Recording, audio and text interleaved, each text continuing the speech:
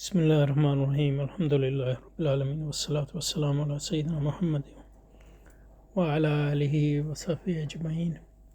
سید ندیم نیازی صاحب کے مقدمے کا مطالعہ جاری رکھتے ہیں۔ پچھلی بار اس پہ بات کی تھی انہوں نے کہ قرآن مجید کو سمجھنے کی راہ میں دو رکاوٹیں، ایک فتنہ استشراق اور دوسرا ہمارا زوال علم۔ تو اس پر ہم نے کچھ بحث کی تھی بنیادی، تو یہاں سے آج جو ہے دوبارہ شروع کریں گے۔ لہذا ہم سمجھتے ہیں کہ علم و حکمت کی تاریخیہ، لیکن یہ کہ اس کو مربوط رکھنے کے لیے ذرا پیچھے سے پڑھتے ہیں۔ ہمارے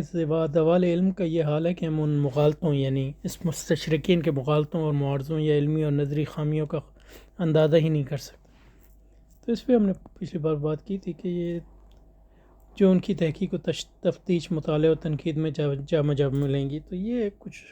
مجھے تو درست معلوم نہیں ہوا۔ اب یہاں سے دوبارہ کا یہ اس لیے کہ ہم جس فضا میں سانس لے رہے ہیں وہ مغربی تعلیم اور مغربی تہذیب و تمدن کے تصرف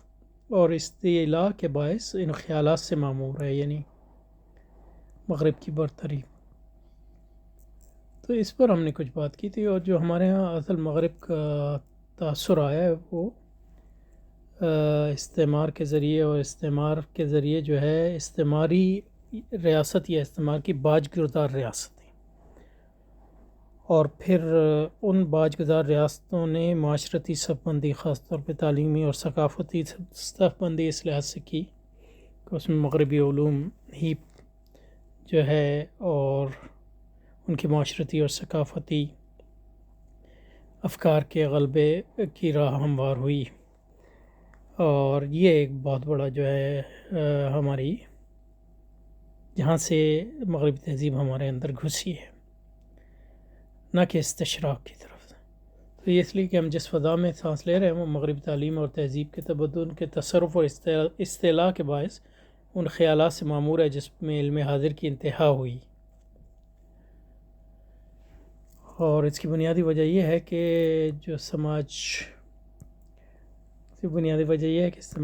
استعمار کے باج گزار جو ہماری ریاستیں ہیں، انہوں نے نظام تعلیم اس طرح مترتب کیا ہے کہ وہ مغربی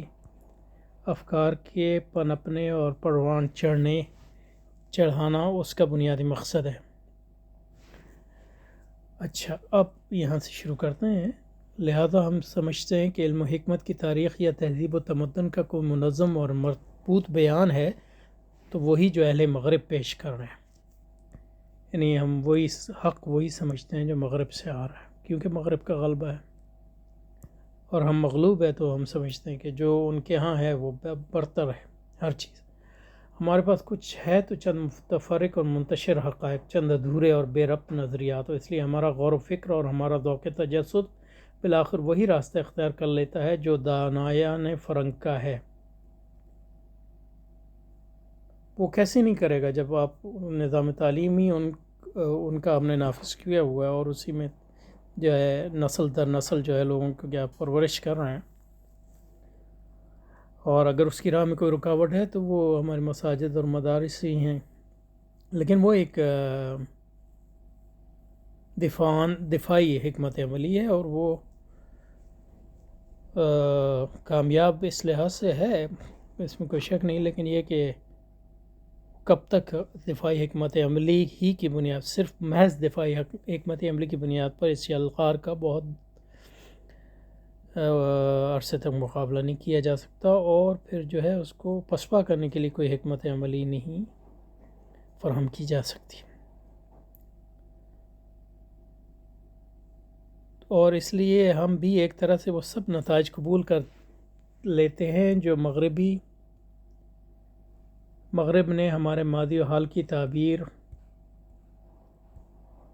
میں قائم کر رکھے ہیں۔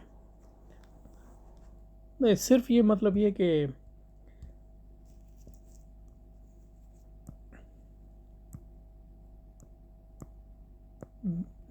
یعنی مسئلہ صرف یہ نہیں ہے کہ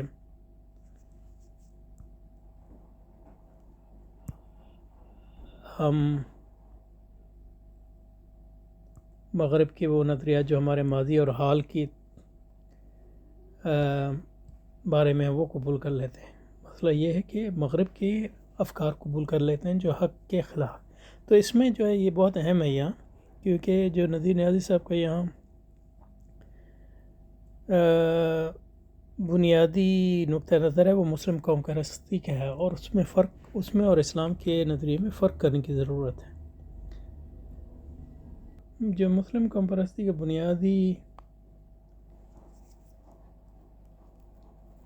مسلم قوم پرستی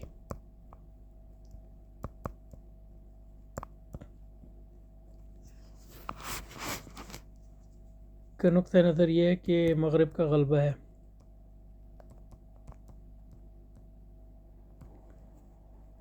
اور مسلمان مغلوب ہیں.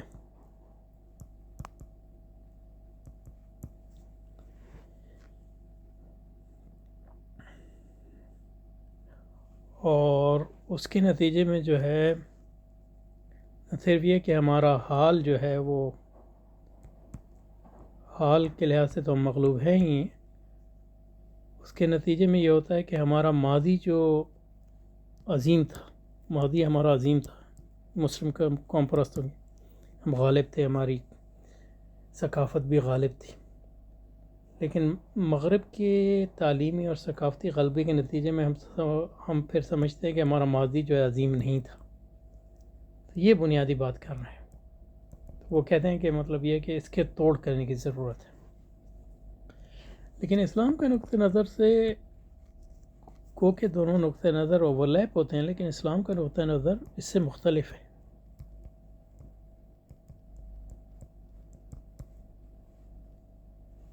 مسلمانوں کا غلبہ یا مسلمانوں کا مغلوب ہونا کوئی ہمارے نزدیک جو ہے وہ اہم بات نہیں ہے.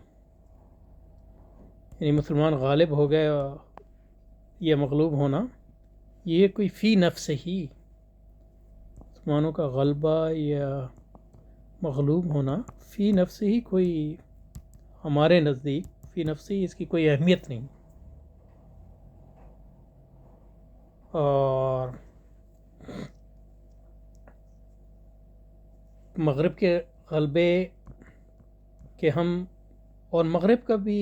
غلبہ اور مغلوب ہونا فی نفسی ہمارے نزدیک کوئی اچھا یا بری چیز فی نفسی نہیں.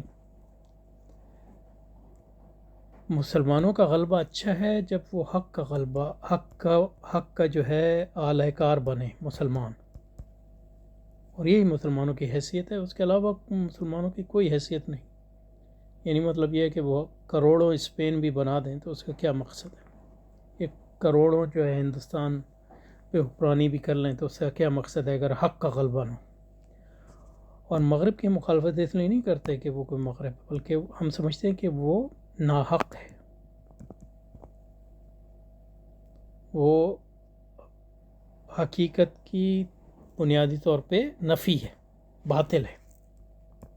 اس لیے نہ کہ یہ کہ مغرب ہے، اس سے ہمارا کوئی اگر مغرب حق ہوتا تو اس کا ساتھ دیتے. یہ بنیادی فرق ہے. اور اس لحاظ سے مسلمانوں کے ماضی کو بھی ہم اس بنیاد پہ رکھتے ہیں کہ ماضی میں حق کتنا تھا اور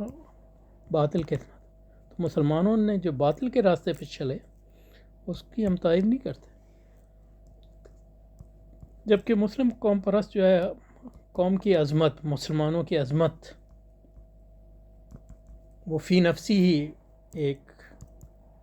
قدر بن جاتی ہے، اور حق اور باطل کی تفریق جو ہے اس طرح جس طرح ہونی چاہیے وہ نہیں ہوتی. تو یہ بنیادی فرق ہے. تو یہاں جو کہہ رہے ہیں کہ مغرب کے علمی غلبے کے نتیجے میں ہم اپنے ماضی کو بھی جو ہے وہ مغربی نقطہ نظر سے دیکھتے ہیں اور سمجھتے ہیں کہ ہمارا ماضی جو ہے وہ اچھا نہیں تھا، یا اس کی عظمت کو ہم جو ہے اس کا ادراک کرنے سے قاصر رہتے ہیں. تو یہ ہمارے نزدیک کوئی مسئلہ نہیں ہے کہ اپنے ماضی کی عظمت، یعنی عظمت تلک امت قد خلت لہا ما کسبت ولکم ما کسبتم ولا تسألون عما كانوا يعملون. سو ہمیں اس ماضی سے ایز سچ کوئی یعنی غرض نہیں ہے. غرض یہ ہے کہ مسلمانوں کے ماضی سے اس حد تک غرض ہے کہ وہ حق کی پہچان کا جہاں تک ذریعہ ہے، جو ہمیں وہ تو مسلمانوں کے ماضی میں جس چیز سے ہمیں رابطہ قائم کرنا ہے وہ علوم اسلامیہ اور ان کی روایات اور ان کی تاریخ، نہ کہ مسلمانوں نے جو مطلب یہ ہے کہ باطل کام کیے ان کی تاریخ۔ تو یہ بنیادی فرق ہے ہمارے ہم مسلمانوں کی مغلوب ہونا کوئی فی نفسی کوئی اچھی یا بری چیز نہیں ہے، کیونکہ تلک الایام نداولها بین الناس، اللہ تعالیٰ جو ہے کبھی کسی کو غالب کرتا ہے، کسی کو مغلوب کرتا ہے، یہ کوئی بات ہی نہیں۔ اصل مسئلہ تو یہ ہے کہ آپ حق کے ساتھ ہیں کہ نہیں، غالب ہوں تب بھی حق کے ساتھ ہوں اور مغلوب ہوں تب بھی حق کے ساتھ ہوں، یہ ہے اسلام کا نقطہ نظر۔ تو ہم آج مغربی تہذیب کو مغلوب کرنا اس لیے چاہتے ہیں کہ مغربی تہذیب کو باطل سمجھتے ہیں، اور ہمارے نزدیک مسلمانوں کی غلبے کی جدوجہد کا اور اس کے علاوہ کوئی مقصد نہیں ہے کہ اسلام غالب ہے۔ مطلب ہم لوگوں کے گردنوں پہ سوار نہیں ہونا چاہتے جس طرح یہ جو ہے مغربی تہذیب سوار ہے، نہیں، ہم یہ چاہتے ہیں، ہم لوگوں کے خیر خواہ ہیں، ہم یہ چاہتے ہیں کہ وہ حق کے سپاہی بن جائے سب۔ تو یہ بنیادی فرق ہے مسلم نقطہ قوم پرستی اور اسلام میں،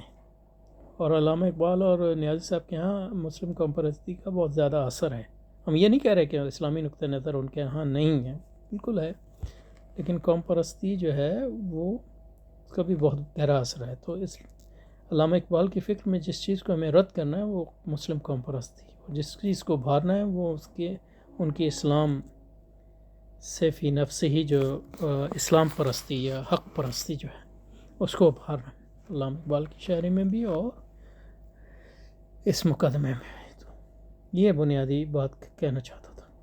تو یہاں جو یہ کہہ رہے تھے اس لیے میں نے شروع کی کہ یہاں جو کہہ رہے ہیں اس میں مجھے جو ہے وہ مسلم قوم پرستی کی بہت زیادہ بو نظر آتی ہے، جب وہ کہہ رہے ہیں کہ اس لیے ہمیں ایک طرح سے وہ سب نتائج قبول کر لیتے ہیں جو مغربی علم فضل نے ہمارے ماضی و حال کی تعبیر کے میں قائم کر رکھیں، حالانکہ ضرورت اس امر کی ہے کہ ہم اس علم و فضل سے اور آگے بڑھنے کی کوشش کریں۔ صحیح ہے، یعنی علم و فضل سے جس کا تعلق یعنی حق سے ہے، یعنی قرآن و سنت اور ائمہ اسلام کا علم، نہ کہ مطلب یہ ہے کہ فارابی اور ابو علی سینا کا علم، اور ایون یعنی ائمہ اسلام میں بھی جن لوگوں نے مطلب یہ ہے کہ یعنی ابن رشد جو ہے بطور فقیہ جو ہے وہ اسلامی روایت کا امین ہے، لیکن ابن رشد بطور فلسفی جو ہے وہ ارسطو کا شاگرد ہے، تو ہم ابن رشد بطور فلسفی کو بالکل رد کرتے ہیں، حالانکہ وہ مسلمان عالم ہی کیوں نہ ہو۔ یہ چیز ہے، حالانکہ ضرورت اس امر کی ہے کہ ہم اس علم و فضل سے اور آگے بڑھنے کی کوشش کریں، ہاں بڑھنے کی کوشش کریں، لیکن سارے علم و فضل جو مسلمانوں کا ہے نہیں، مسلمانوں کا وہ علم و فضل جس کا تعلق اس حق کے ساتھ ہے اور اسلام کی صحیح تعبیر کے ساتھ ہے اور رسول پاک اور قرآن کی تشریح و تعبیر کے ساتھ ہے، اور اس پر کانے نہ رہیں، یعنی اس کے بے چوں چرا اتباع کے بجائے ابداع سے کام لائیں، یعنی مطلب یہ کہ ابداع یعنی انوویشن، اور یعنی مغرب کی نقالی نہ کریں، بلکہ یہ ہے کہ خود ہم یعنی اپنی خلاقیت دکھائیں۔ تو اس میں بھی پھر بات یہی ہے کہ خلاقیت کس چیز کے لیے، حق کے لیے دکھائیں تو ٹھیک ہے، لیکن مسلمانوں کے صرف محض مسلمانوں کے غلبے کے لیے تو وہ اس سے ہمیں کوئی غرض نہیں، اس سے ہمیں کوئی غرض نہیں۔ مسلمانوں کے غلبہ جو ہے فی نفسی کوئی بھی اس کی اہمیت نہیں، مسلمانوں کا غلبہ صرف اس حد تک چاہیے جو اسلام کے غلبے کے لیے جو ہے ممد اور معاون ثابت ہو، یہ اہم چیز۔ ہمیں فکر مستعار اور فکر خلاق میں فرق کرنا ہوگا۔ اب دیکھیں، مسلم قوم پرستی بھی مغرب کی مروبیت کے خلاف ہے، اور ہم اسلام بھی خلاف ہے، لیکن اس میں فرق ہے، اور ہم بھی مطلب یہ ہے کہ یعنی انوویشن کے قائل ہیں انوویشن مطلب اجتہاد کے، اور مسلم قوم پرستی بھی، لیکن اس میں بہت بڑا فرق ہے۔ فرق یہ ہے کہ ہم مغرب سے جو مستعار فکر کو مستعار نہیں لینا چاہتے، اس لحاظ سے کہ ہم اس کو باطل سمجھتے ہیں۔ اور مسلم قوم پرستی کا بنیادی مسئلہ یہ نہیں ہے کہ وہ مغرب باطل ہے یا حق ہے، بلکہ یہ ہے کہ وہ مستعار ہے تو یہ ہمارے لیے عار ہے اور ہم مغلوب ہیں، تو ہمیں جو ہے اصل میں خلاق ہونا چاہیے تاکہ مغرب ہم سے لے، نہ کہ ہم ان سے۔ اور اس طرح خلاقیت کی قائل ہے، یعنی مسلمانوں کو اختراع کرنی چاہیے، نئی نئی چیزیں، سائنس، ٹیکنالوجی وغیرہ۔ یہ مغرب اس لیے کہ اگر وہ نہ کریں گے تو وہ مطلب مغلوب ہیں، لیکن ہم کہتے ہیں ان کو اختراع کرنی چاہیے، اجتہاد کرنا چاہیے تاکہ جہاد ممکن ہو سکے اور تاکہ حق کا غلبہ ممکن ہو سکے۔ تو یہ یعنی سٹل، بڑا باریک فرق ہے، لیکن بہت ہی اہم فرق ہے۔ مسلم قوم پرستی اور اسلام میں فرق کرنا بہت اہم ہے،